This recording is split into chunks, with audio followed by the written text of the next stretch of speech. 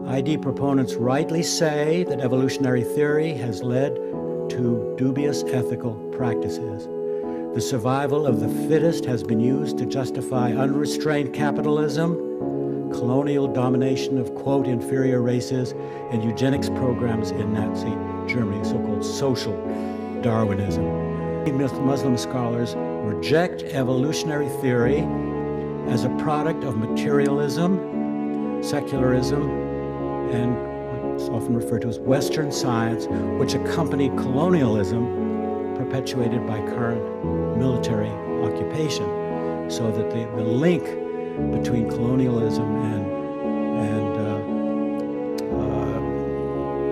evolutionary theory is hard to shake off. Western patterns of modernization seem to conflict with the political goals of nationalism and independence. I think, though, despite such differences in historical and political context, both Christian and Islamic conservatives have seen secularism as a threat to traditional values, as the ID people have in this country, and they're willing to use the power of the state to enforce strict and unchanging rules of morality for all citizens. General Ziaul Haq, who had usurped power and declared himself to be the president of Pakistan, had set Pakistan on a new route, on a new path. And that path was the complete Islamization of all knowledge, including science. Maurice Bucaille, he's dead now, enormously popular, a Frenchman who wrote this book called The Bible, the Quran, and Science, in which he proved that all science is in the Quran. The Bible's wrong, but the Quran's right. A couple of years ago, I was on television with a rather well-known religious leader by the name of Maulana Ehtaramul Haq Thanvi.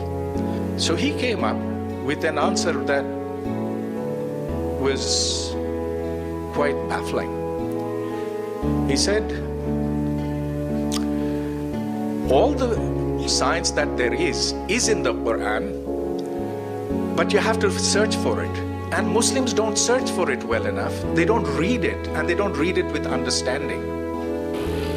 There is perhaps no better illustrations of the close links between Islam and science than the Prophet's hadith. اطلب العلم ولو في السين. To learn that religion and science have always been considered to be twin sisters by Islam. In the Islamic world, there was no idea of science versus religion during the old times. It's a new issue, and it started with the idea of new science, modern science entering the Islamic world. Before that, science was considered part of religion. Assalamualaikum warahmatullahi wabarakatuh. Memang tidak ada satu suara dalam menghadapi kemajuan modernitas Barat. Produk dari kemajuan modernitas Barat itu adalah ilmu pengetahuan. Ilmu pengetahuan akhirnya kita sebut sebagai sains. Di sini adalah ilmu pengetahuan kealaman, ilmu pengetahuan sosial, dan mayoritas ilmu pengetahuan Madura serta teknologinya itu adalah bagian dari kemajuan Barat yang kemudian masuk dalam dunia Islam. Karena itu umat Islam menghadapinya dengan berbagai sikap yang tidak satu suara. Dalam kesempatan kali ini kita akan membahas tentang dikotomi ilmu. Maksudnya adalah dikotomi antara agama dan sains. Gitu. Melihat pro kontra dari para tokoh Muslim. Dan saya kasih judul adalah dengan melancak akar dikotomi, memahami pro kontra agama menghadapi sains. Sebelumnya saya ingin mengatakan bahwa dulu ada cerita ketika ada proyek besar-besaran Islamisasi ilmu, Islamization of all knowledge, itu kemudian banyak orang bertanya, matematika yang Islam itu yang bagaimana, medicine yang Islam itu yang bagaimana, atau ilmu energi, ilmu fisika yang Islam itu yang bagaimana. Ada masalah nanya, Pak, matematika yang Islam yang diajarkan di UIN yang beda dengan matematika diajarkan di perguruan tinggi umum baik negeri maupun swasta itu bagaimana? Banyak orang kemudian menjawabnya dengan misalnya 1 tambah 1 kalau di sana sama dengan 2, kalau di UIN ya 1 tambah 1 insya Allah 2. Dan ada juga sebuah penelitian yang dari mana ya?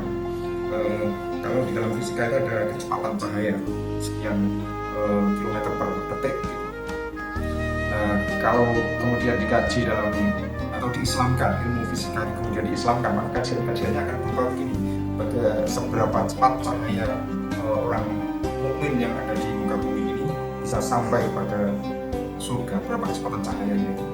Atau misalnya lagi berapa derajat Celcius panasnya api neraka paling bawah di para munafik di dalam salah satu surat Al-Quran itu kan innal munafiqina fi darkil asfali minan nar. Dalam kedalaman neraka yang paling dalam itu sesungguhnya suhu ya, tingkat suhu kepanasannya itu berapa derajat Celcius itu barangkali yang akan muncul dalam skripsi atau dalam tesis mahasiswa yang belajar fisika sangat Islam. Kita yang memahami juga ini misalnya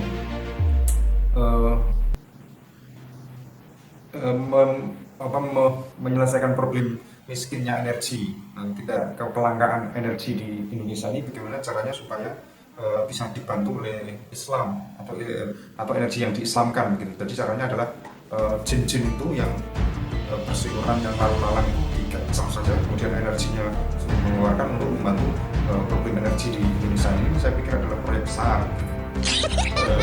Tapi begini, ini sulitnya minta ampun proyek ini ya. Jadi kalau ditanyakan begitu, bagaimana bedanya dokter muslim sama non muslim ketika menanggapi atau ketika menghadapi pasien yang sudah sangat kritis, maka hampir tidak ada bedanya antara ilmu medis yang barat itu dengan ilmu medis meskipun sudah diislamkan, karena sikap dokter pasien yang sudah kritis akan dihadapkan pada sikap dilematis yang sama dan jawabannya pun akan sama.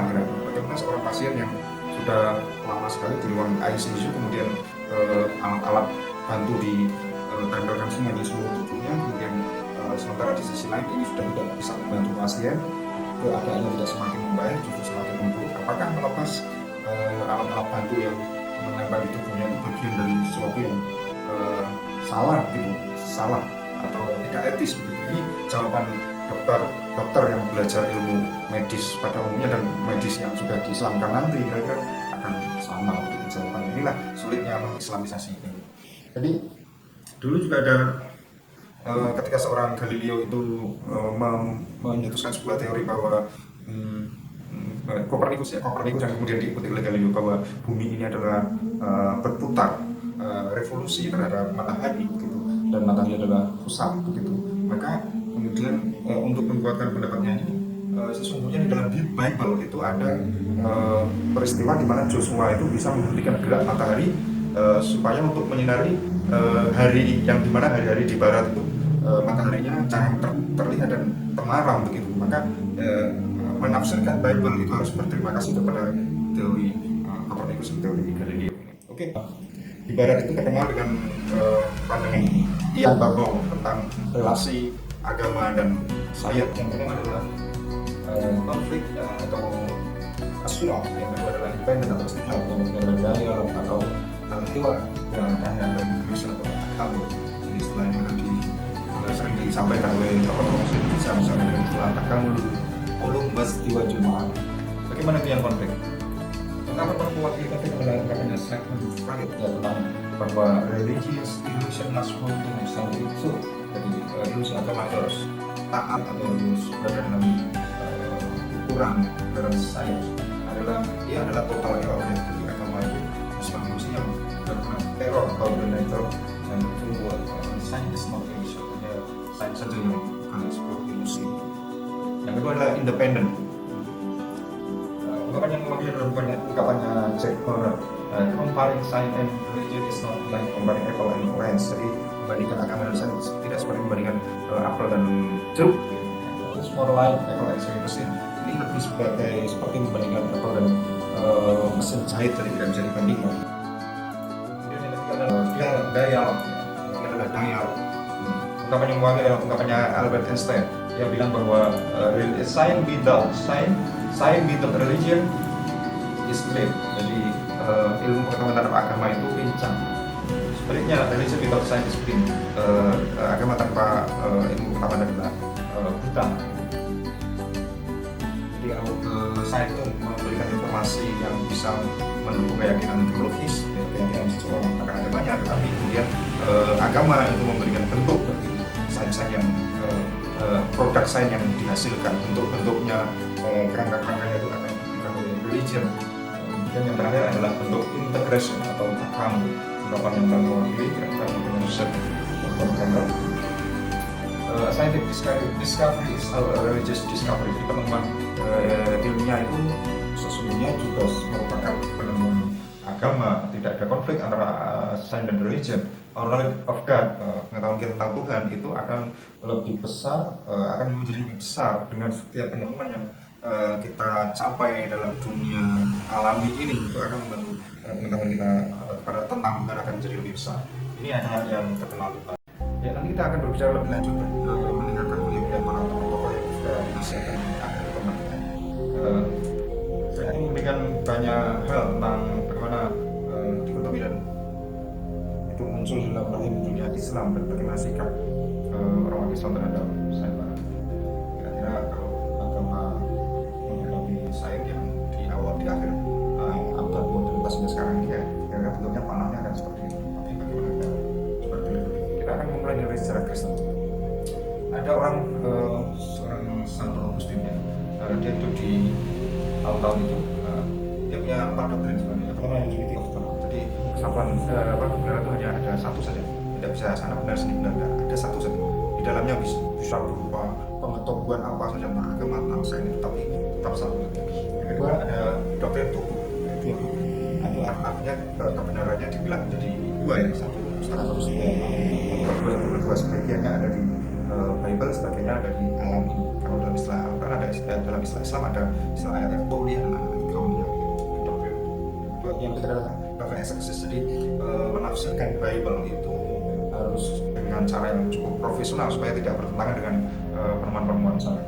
Ketika ada eksegesis, jadi meskipun ada banyak cara mencapai kebenaran, tapi yang mempunyai otoritas tertinggi itu adalah agama sains. Di bawah.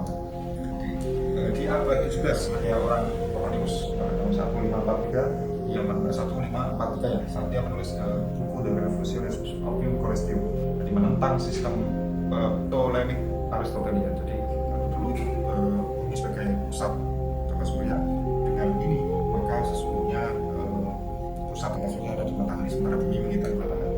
Kemudian pada tahun 1913 Galileo mengatakan bahwa scripture had to be interpreted in the light of scientific knowledge. Jadi pengetahuan atau Bible atau teks agama itu harus diinterpretasikan dalam kacamata dalam penemuan ilmiah yang saintifik, ya, penemuan ilmu pengetahuan yang saintifik. Jadi maksudnya ya teks itu harus mengikuti penemuan ilmu pengetahuan. Yang ketiga pada tahun 1932 Galileo menemukan dialog onto shift system. Jadi harus ada dialog antara dua sistem informasi pengetahuan. Yang terakhir pada Juni 1633 dihukum mati atas dalih yang sangat kuat ya, cukup juga yang sangat akan bid'ah atau murtad dalam Islam. Ini secara Kristen tentang kebenaran narasi agama dan sains. Ada teori usia bumi. Teori usia bumi nanti akan berbeda dengan sejarah informasi sejarah bumi yang ada di Bible. Seorang Laplace dan itu dia bilang bahwa bumi itu usianya sangat tua sebelum bahwa lebih tua daripada sejarah manusia itu. Para pendapat agama bilang menjadi tua menghadapi teori ini. Nanti akan kita lebih terkenal dengan teori Big Bang dan versus creation teori creation. Jadi yang pendidikan, yang berpendidikan itu akan bisa menerima teori ini, tapi yang less educated group itu tidak bisa menerima teori ini. Selanjutnya ada teori evolusi yang muncul sekali tahun 1849 menulis The Origin of Species. 1871 menulis lagi The Descent of Man. Teori survival of the fittest terlihat materialistik ya. Akan disampaikan bahwa teori survival of the fittest ini digunakan untuk dunia modern melakukan penjajahan penjajahan, melakukan kolonialisme, melakukan pengerukan atas kekayaan alam. Dia bisa menguasai bangsa-bangsa lain, menghancurkan ras-ras yang lain. Akan digunakan oleh Nazi Jerman ada teori ini, the survival of the fittest. Pada tahun 1970 gereja untuk materialisme. Kemudian muncul gerakan fundamentalisme abad 20 yang namanya fundamentalisme tidak hanya di agama Islam saja, tapi juga di Kristen juga muncul, dilatar belakangi oleh kelompok pendeta Amerika yang mengakomodasi ancient art and evolution kemudian pada tahun 1922 muncullah gerakan fundamentalisme. Jadi ada kelompok pendeta yang mengakomodasi atau menerima teori evolusi, maka sebagai lawannya adalah gerakan fundamentalisme yang menyatakan perang terhadap evolusionari. Yang pada tahun 1960 tentang evolusionari diubah di sekolah-sekolah menengah. Kemudian didirikan pada tahun 1963 didirikan masyarakat sains yang mendukung kreasi bahwa bumi ini diciptakan. Pada tahun 1968 Science Society gagal mengelola putusan pengadilan tinggi di Amerika yang mengabsahkan teori evolusi, jadi fundamentalisme kalah pada tahun 68. Kemudian pada tahun 1972 teori penciptaan bumi model Big Bang yang akan mendamaikan agama dan sains. Ini nanti juga akan menjadi problematik yang diusulkan di Golsani dalam membahas hubungan antara sains dan agama. Yang terakhir pada tahun 1951 Paulus 12 mengakui teori Big Bang dianggap sebagai teori yang benar. Sekarang sementara agama dan sains masih berada dalam camp sendiri-sendiri. Ya. Sampai hari ini kira-kira hubungannya seperti itu. Itulah sejarah Kristen untuk mengawali sikap, untuk mengawali diskusi ini. Kemudian yang kedua adalah sejarah Islam. Dalam buku The Ottoman Empire, The Classical Age, tahun 1300 sampai 1600 itu ada pembagian ilmu antara ilmu yang rasional dan ilmu yang ditransmisikan. Jadi dilaporkan bahwa oleh buku ini Linalcik mengatakan bahwa mulai abad-abad itu sudah ada pembidangan antara ilmu-ilmu rasional atau akli dan ilmu-ilmu yang ditransmisikan atau takli, jadi ilmu yang didapat melalui akal dan ilmu yang diberi atau diterima melalui waktu. Ini sudah ada pembedaan menurut laporan Linalcik. Mungkin para rasionalis akan mendukung ilmu dan aklinya, diwakili filosof, dokter dan ilmuwan. Dan tradisionalis adalah pendukung al-ulum an-naqliyah, ilmu agama atau yang dikeluarkan diwakili oleh para ahli hukum dan ulama. Ini nantilah yang kira-kira akan dikatakan sebagai seorang seperti Asmar Asrari mengatakan bahwa pengumpulan umat Islam itu sesungguhnya di latar belakangi oleh kaum tradisionalis yang menguasai atau yang mengalahkan kaum rasionalis. Jadi sesungguhnya itu menutup ya pelajaran-pelajaran yang bersifat rasional itu adalah sebuah kecelakaan. Kemudian serangan habis-habisan oleh kelompok tradisionalis, orang yang mendukung ilmu agama terhadap para rasionalis dalam arti kelahiran antara agama dan lurus itu dianggap sebagai kecelakaan secara dan menurunkan umat Islam menurut Asmar. Menurut Amin Abdullah bahwa ini orang itu cenderung yang tradisionalis itu pada spesifik paternalistik, bukan yang universal encyclopedis, universal encyclopedis. Yang luas, yang menyatukan, semakin spesifik, tidak ada dialog, tidak ada integrasi, maka itu akan semakin berubah dan akan menjadikan kemunduran umat Islam. Hancurnya Istanbul Observatory yang sebagai simbol kemenangan sains atas simbol kemenangan agama atas sains. Muncul stigma juga bahwa agama menang di timur dan sains menang di barat. Oke, ini kita masuk ke sikap pro kontra sikap umat Islam terhadap sains. Jadi apakah sesungguhnya bisa disatukan? Tidak bisa. Ya. Jadi menurut informasi Menteri Golsani bahwa dikatakan sesungguhnya munculnya sikap yang berbeda-beda ini adalah sesuatu hal yang baru bagi dunia Islam. Karena apa? Karena agama di sains dibawa oleh orang lain dan membawanya dengan cara kolonialisme itu yang semakin menguatkan sikap terhadap penolakan dan penerimaan. Oke, satu lagi dari saya ini yang genuine, yang original dari saya. Kalau di Barat itu yang mengatakan ada konflik, kemudian independen, ada dialog, kemudian ada integrasi. Kalau saya mengatakan bahwa ada yang menerima dan ada yang menolak. Sebelum sampai kepada menerima yang menolak, ya, menerima itu nanti akan menolak itu nanti akan ada dua cara menolak secara halus dan menolak secara kasar. Yang menolak secara kasar ya benar-benar ditolak. Yang menolak secara halus itu dia akan sampai pada bahwa antara agama dan sains punya bidang garap sendiri-sendiri yang tidak bisa disampaikan. Kalau di dalam istilah ayat berperang itu adalah independen ya. Jadi membandingkan antara apel dan mesin itu tidak, mesin jahit itu tidak bisa. Itu menurut saya adalah menolak tapi secara halus, gitu. Menolak secara kasar konflik atau sirah. Jadi tidak bisa kebenaran ada di sains atau tidak bisa kebenaran ada di agama. Ya, sains itu salah dan sebagainya, itu adalah menolak secara. Nanti yang kedua adalah menerima. Nah, menerima kita bagi juga menjadi dua. Menerima apa adanya begitu, kita lahap semua, kita telan semua begitu. Yang pertama, yang kedua adalah menerima dengan salam. Ya, ini barangkali yang saya usulkan karena bacaan-bacaan. Oke, para pemikir Arab Turki itu mengatakan bahwa tidak seperti Kristen, Islam itu memelihara dan memajukan sains.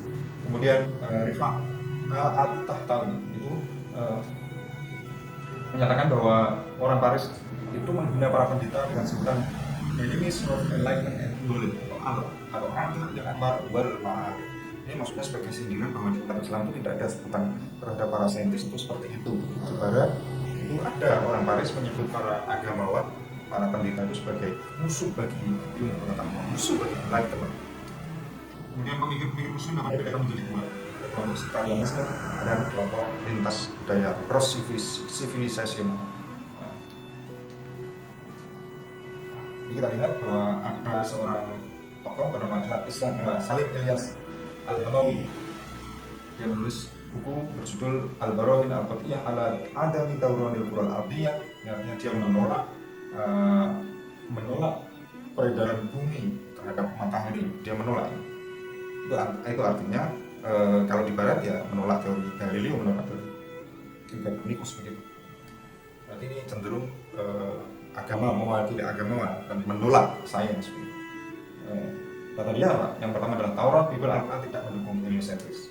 Yang kedua, Copernicus itu menjiplak pemikiran di dalam bulan. Yang ketiga, ada banyak argumentasi untuk bisa meruntuhkan teori gerak putar bumi terhadap matahari. Ini pada tahun 1843 judul bukunya Al-Barahin Al-Qat'iyah ala Adami Dawran ala Adami Dawranil Quran Al-Ardiyah.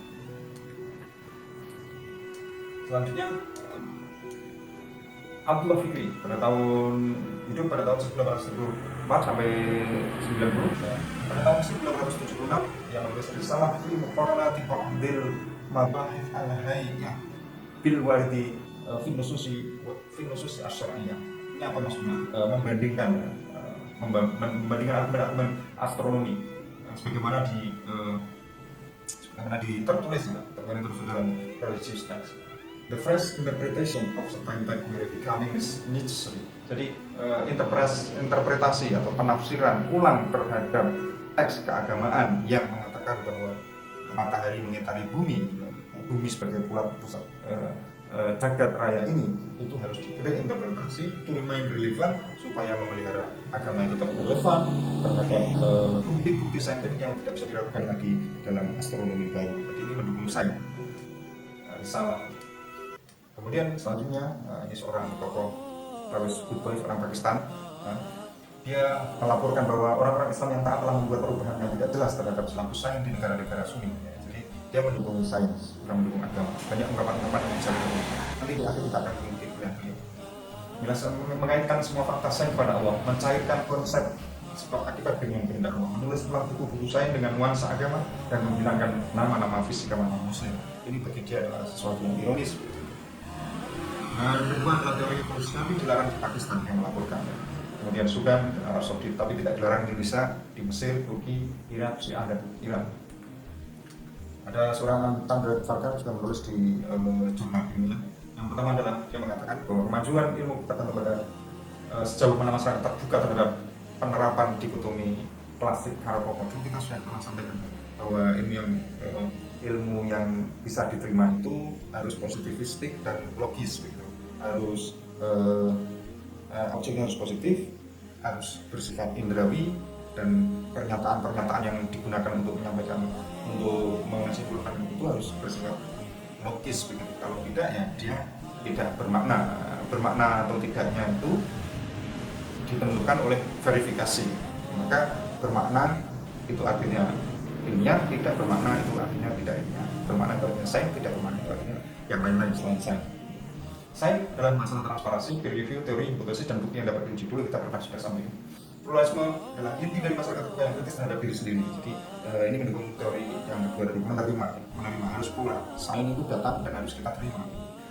Kemudian bukan kecelakaan bahwa puncak sains Islam dicapai di Spanyol yang tidak dikuasai oleh Islam dapat yang memenuhi kriteria sebuah masyarakat terbuka di abad pertengahan. Jadi semakin terbuka, semakin maju. Terbuka terhadap sains, maka dia maju.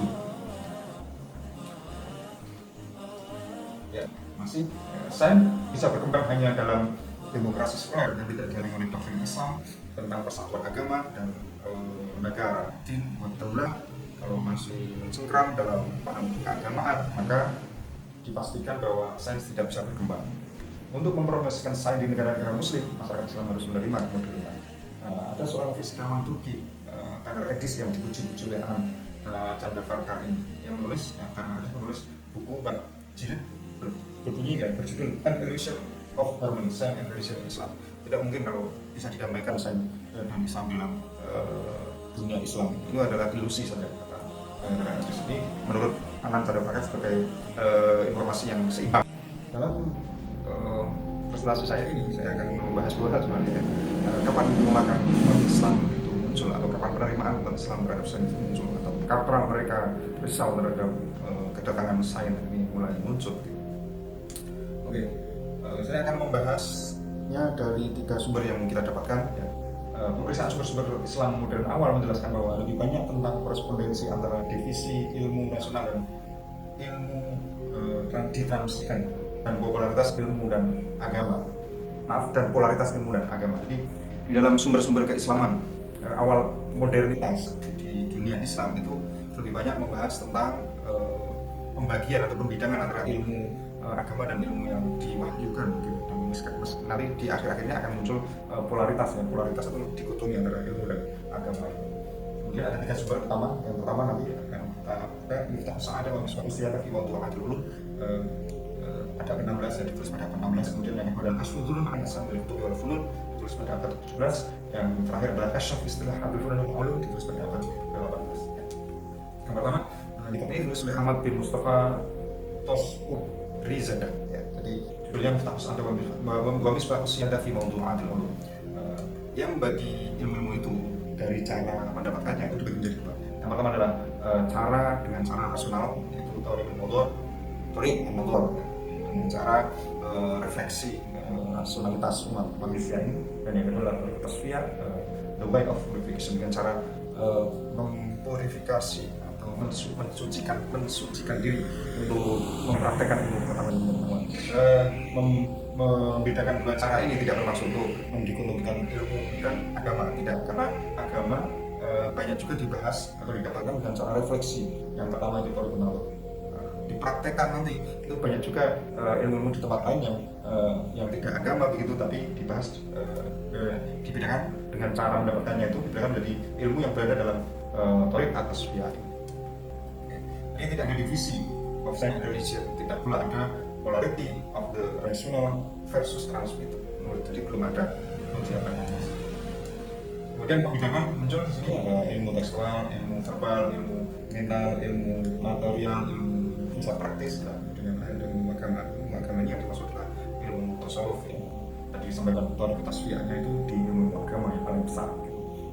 Ilmu tekstual membahas ajaran-ajaran agama juga kan di tekstual. Jadi ini tidak ada pembedaan agama dan sains, belum ada, tapi perbedaannya seperti ini modelnya, apalagi polaritas atau dikotomi jelas belum muncul.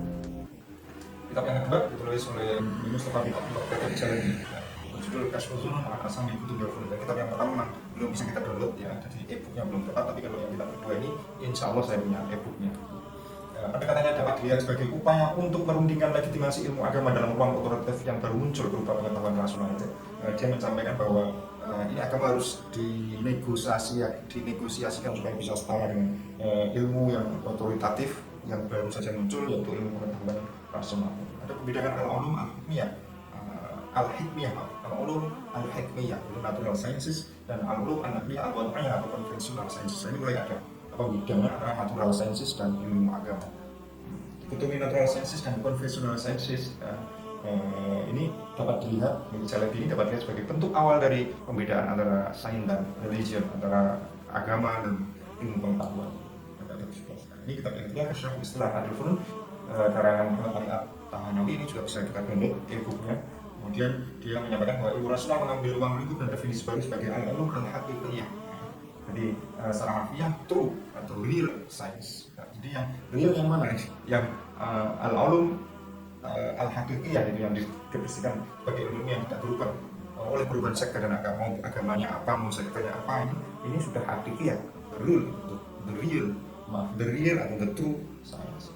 Kemudian istilah haqiqiyah mengutip Al-Juzani. Kemudian istilah yang digunakan At-Tahanawi dalam mengeksperimentasi di mana ilmu rasional bertentangan dengan ilmu agama. Nah, maka ini kitabnya ya, mendeskripsikan ilmu rasional yang diserang terus oleh otoritas agama sebagai benar dan nyata dalam kitab ini. Untuk memberikan legitimasi dan kekebalan baru yang bisa menandingi ilmu agama. Nah, ini tidak otomatis berarti bahwa ilmu agama menjadi tidak benar atau kurang benar, tetapi pembedaan baru atas dasar relativitas dan universalitas ilmu tampaknya menjadi perlu dalam buku ini. Artinya dimunculkan istilah relativitas, universalitas, mana yang relatif, mana yang universal, yang al-haqiqiyah. Ini apa?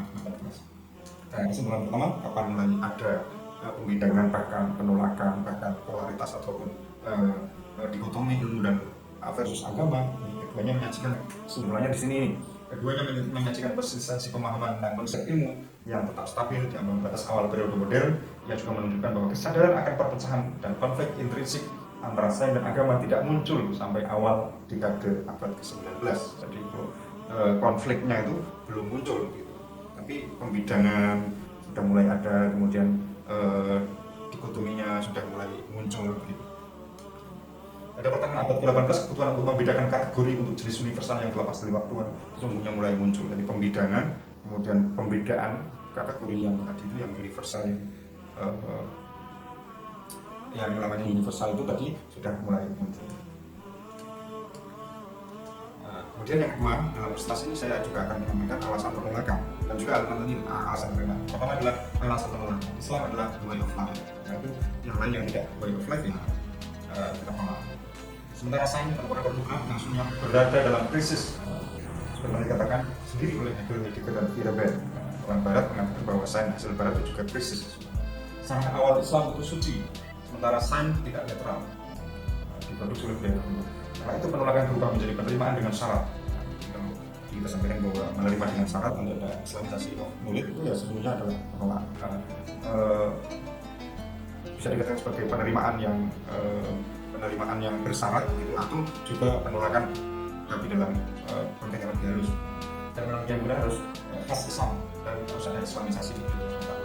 Tokoh-tokohnya misalnya Syekh Nasr, termasuk Usman Bakar, Abu Abbas, Maurice Bucaille, kita akan bisa mendengarkan beliau. Kemudian Ismail Raja Al-Faruqi, Ziauddin Sadar, dan juga Ziauddin Sadar kita akan sampaikan pada pertemuan berikutnya. Kemudian alasan penerimaan, Al-Quran bukan buku sains. Sains membahas bidang garapnya sendiri yang tidak digarap oleh Al-Quran konteks tersebut. Sains punya metodologinya sendiri. Kemudian Islamic Science hanyalah jargon semata, yang diusulkan oleh tokoh seperti Ziauddin Sadar, Syekh Nasr, kemudian Ismail Raja Al-Faruqi. Itu adalah jargon semata, utopia dan tidak ada wujudnya, yang gagal menjadi sains alternatif. Alasan penerimaan yang kedua yaitu bahwa pandangan cross civilization, kita sampaikan tadi ada yang pandangan sekalian, ada pandangan lintas budaya. Ini pandangan lintas budaya yang menerima. Jadi yaitu bahwa Islam punya kontribusi terhadap sains modern, kemajuan ilmu dan teknologi adalah warisan bersama manusia. Hanya saja dunia barat gagal menikmatinya karena penjajahan. Kita ini sebenarnya gagal menikmati kemajuan sains dan teknologi karena akibat penjajahan. Padahal sebenarnya sains dan teknologi adalah warisan bersama, warisan milik kita juga. Orang dulu umat Islam juga membuat sebagian besar orang yang jadi umat Islam hari ini tidak ditemukan pada periode klasik. Ini alasannya. Jadi kalau ada problematika, kita tidak bisa mendapatkan solusi untuk pertanyaan modern hari ini, tidak bisa mendapatkan solusi pasti karena tantangannya yang beda. Kita membutuhkan inklusif Islamic Science, tidak membutuhkan ilmu Islam yang inklusif, science Islamic civilization, tapi ilmu pengetahuan dalam peradaban Islam, bukan ilmu Islam yang eksklusif, tetapi ilmu pengetahuan yang ada dalam peradaban Islam yang selalu inklusif dan transparan. Nah, ini kesimpulan yang terakhir bahwa penolakan sebenarnya hanya respon para pemikir Muslim terhadap kolonialisme Barat. munculnya penolakan, munculnya diskusi, munculnya kerisauan terhadap ilmu pengetahuan Barat itu karena adanya kolonialisme Arab, respon Muslim terhadap kolonialisme Arab. Munculnya ketertarikan terhadap Islamic Science pada abad 20 sesungguhnya akibat dari kebangkitan Islam dan juga pencapaian sebagian pencapaian Islam sebagai kekuatan internasional. Upaya menerima sains modern yang kemudian diislamkan, di penerimaan tapi dan bersyarat Islamisasi of science atau of knowledge itu sebenarnya mempunyai tujuan ganda. Yang pertama adalah untuk membela Islam dari serangan kencar orientalisme, dan di dunia Arab khususnya untuk mempertahankannya dan pemikir Kristen Arab yang sekuler dan keberatan yang mengimbau sains modern sebagai dasar penolakan mereka terhadap pandangan dunia tradisional, religius, fundamental dan sebagainya. Itu tujuan utama. Kenapa kita menerima Islamisasi sains? Itu karena yaitu satu membela Islam yang ini dari serangan orientalis, juga khususnya di dunia Arab membela Islam dari serangan Kristen Arab yang ingin menyerang religiusitas ini, ingin menyerang dunia tradisional, ingin menyerang dunia fundamental. Yang kedua adalah untuk membebaskan Islam tentunya ya dari cengkraman pendirian agama yang atas nama menjaga syariat dan warisan tradisional menolak istilah dan mempertahankan sikap negatif terhadap peradaban modern. Jadi ada dua tujuan kita menerima tapi dengan syarat berupa Islamisasi of knowledge. Terima kasih. Saya dulu. Yang pertama kita akan berhubung dengan kuliah Iron Bubble. ID proponents rightly say that evolutionary theory has led to dubious ethical practices. The survival of the fittest has been used to justify unrestrained capitalism, colonial domination of, quote, inferior races, and eugenics programs in Nazi Germany, so-called social Darwinism. Jadi dia mengatakan bahwa teorinya Darwin, evolusi itu salah satunya adalah the survival of the fittest. Itu artinya teori itu digunakan untuk menjustifikasi atau membenarkan praktek-praktek kapitalisme yang tidak benar begitu, kemudian dominasi kolonial atau kolonialis penjajahan terhadap ras-ras yang tertindas, yang inferior, dan juga program Nazi tentang social Darwinism itu yang sesungguhnya anti kemanusiaan, itu yang bertentangan dengan hak asasi manusia, itu adalah muncul dari teori the survival of the fittest. Muslim scholars reject evolutionary theory as a product of materialism, secularism, and what's often referred to as Western science, which accompany colonialism perpetuated by current military occupation. Ya, dia mengatakan bahwa banyak orang Islam yang menolak teori evolusi karena dia sebagai produk dari materialisme, sekularisme, dan juga peradaban Barat atau ilmu pengetahuan Barat yang disampaikan dengan cara kolonial, dengan cara penjajahan, dengan cara okupasi militer, dengan cara pendudukan militer.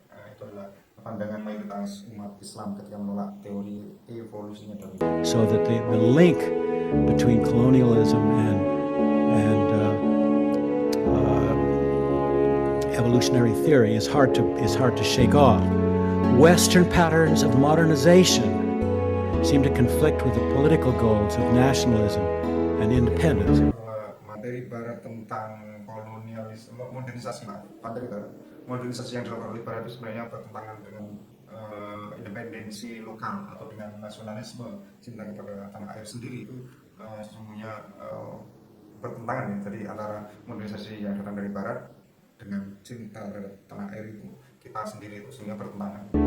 I think, though, despite such differences in historical and political context, both Christian and Islamic conservatives have seen secularism as a threat to traditional values, as the ID people have in this country, and they're willing to use the power of the state to enforce strict and unchanging rules of morality for all citizens. Ya, dia mengatakan bahwa baik Kristen maupun Islam, meskipun perbedaan sejarah, latar belakang sejarah dan juga konteks politik, sesungguhnya keduanya menolak sekularisme. Keduanya memandang sekularisme sebagai tantangan bagi nilai-nilai tradisional, di mana sekularisme itu memaksakan kehendaknya dengan menggunakan kekuatan negara untuk menghilangkan nilai-nilai tradisional leluhur dan juga mengubah etika, mengubah aturan moralitas bagi setiap warga negara. General Ziaul Haq, who had usurped power and declared himself to be the president of Pakistan, had set Pakistan on a new route, on a new path. And that path was the complete Islamization of all knowledge, including science. Maurice Bucaille, he's dead now, enormously popular, a Frenchman who wrote this book called The Bible, the Quran and Science, in which he proved that all science is in the Quran. The Bible's wrong, but the Quran's right. A couple of years ago, I was on television with a rather well-known religious leader by the name of Maulana Ehtaramul Haq Thanvi. So he came up with an answer that was quite baffling. He said, all the science that there is in the Quran, but you have to search for it. And Muslims don't search for it well enough. They don't read it, and they don't read it with understanding. Tokoh yang kedua kita adalah Pervez Hutbay dari Pakistan ya, yang hidup di baratnya. Dia mengatakan bahwa Presiden Zia-ul Haq itu mencetuskan sebuah gerakan baru yang bernama Islamisasi of all knowledge ya. Islamisasi terhadap ilmu, semua ilmu pengetahuan, khususnya lagi ilmu pengetahuan yang datang dari barat atau sains yang kita kenal itu. Kemudian dia juga menyetir bahwa ada seorang Prancis yang terkenal yang kemudian memeluk agama Islam setelah meneliti jasad Fir'aun karena menemukan kebenaran ayat-ayat Al-Quran yang dan jika bibadanikan dan seterusnya. Dia menyetir bahwa seorang Maurice Bucaille itu menulis buku La Bible, La Quran and Science itu sesungguhnya mengatakan bahwa semua ilmu pengetahuan itu ada di dalam Al-Quran. Dia menyetirnya seperti itu. Dan kalau terdapat pertentangan antara Bible dan Al-Quran, maka Al-Quran benar dan Bible salah.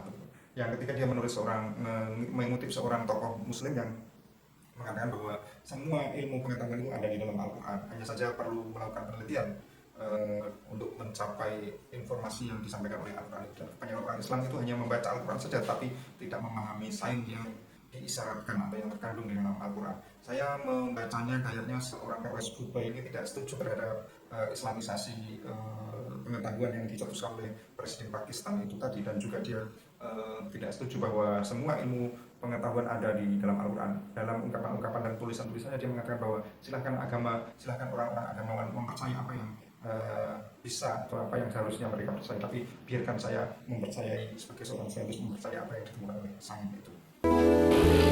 There is perhaps no better illustrations of the close links between Islam and science than the Prophet's hadith. اطلب العلم ولو في السين. To learn that religion and science have always been considered to be twin sisters by Islam. Tokoh kita yang ketiga adalah Maurice Bucaille yang tadi sudah sempat disinggung oleh Pervez Hutbay tadi. Beliau sudah meninggal ya, orang Prancis yang kemudian masuk Islam setelah melakukan penelitian terhadap mumi Fir'aun ya. Dia mengatakan bahwa tidak ada ungkapan yang lebih mewakili kedekatan hubungan antara sains dan religion melebihi ungkapan Nabi Muhammad SAW yang utlubul ilma walau bisfin. Untuk mempelajari yang kedua adalah untuk mempelajari ilmu pengetahuan dan sains, itu seorang Averroes menganggap bahwa sains dan religion adalah dua saudara perempuan kembar yang tidak bisa dipisahkan. In the Islamic world, there was no idea of science versus religion during the old times. It's a new issue, and it started with the idea of new science, modern science entering the Islamic world. Before that, science was considered part of religion. Tokoh yang keempat kita ini adalah seorang bernama Mehdi Golfani. Ya, sebagaimana kita ketahui dalam salah satu bukunya yang berjudul Science and Religion in Islamic Science and Religion Post-Colonial World itu dia mengatakan bahwa sesungguhnya pembedaan sekuler sciences dan Islamic sciences itu hanya terletak pada metafisika. Jadi di dalam secular sciences itu tidak ada metafisika, dalam Islamic sciences itu ada metafisika. Itu yang pertama. Yang kedua, kita ketahui bahwa dalam bukunya itu dia mengatakan bahwa isu apa saja yang sesungguhnya membuat sains itu menjadi problematik di dunia Islam itu sebenarnya ada 5. Yang pertama adalah isu tentang kreasi. Apa maksudnya? Bahwa jagat raya ini diciptakan. Itu menurut ilmu pengetahuan sains itu jagat raya tidak diciptakan, tapi Big Bang. Yang kedua adalah teori tentang evolusi Darwin. Yang kedua evolusi Darwin. Yang ketiga adalah tentang etika ilmu pengetahuan dan teknologi. Ya. Etika ilmu pengetahuan dan teknologi itu menjadi isu penting juga di dalam munculnya penolakan dan penerimaan umat Islam terhadap sains Barat. Yang keempat adalah rekayasa biomedis, ya, cloning misalnya. Yang kelima adalah isu Islamic science itu sendiri, Islamisasi sains atau religious science itu sendiri juga menjadi isu sehingga muncul penerimaan dan penolakan dalam tubuh umat Islam sendiri. Oke, dalam keselamatan ini dia mengatakan bahwa tidak ada ide tentang science versus religions, agama versus ilmu pengetahuan itu tidak ada. Itu merupakan sesuatu yang baru yang muncul yang dimasukkan oleh dunia modern terhadap kepada dunia Islam. Dulunya sains itu adalah bagian dari agama. Oke, kita lanjutkan pada diskusi selanjutnya. Semoga bermanfaat.